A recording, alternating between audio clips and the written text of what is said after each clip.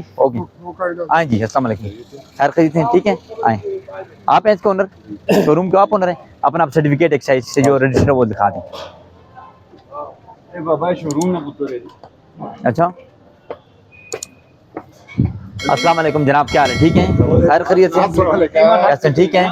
खैर ठीक है, खैर खैरियत से हैं? कार भी कैसे हैं? बाबा पुराना वो ले आओ यार भाई शोरूम, बाबा शोरूम बाबा जी। ये देखें जी, बड़े अच्छा उन्होंने डिस्प्ले वगैरह किया हुआ है, बड़ी बड़ी गाड़ियाँ खड़ी की हुई हैं।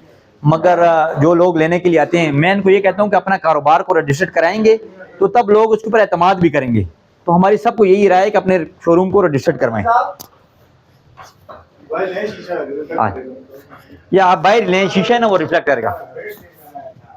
ये जी इनका लाइसेंस जी क्या हाल है जी? लेकिन ये है लेट 6 माह, लेकिन रिन्यूअल करवाएंगे। देखें जी, ये इनका लाइसेंस है, बस लाइसेंस है तो ये भी बड़ी बात है, मगर ये टाइमली कराए ना गाड़ी के।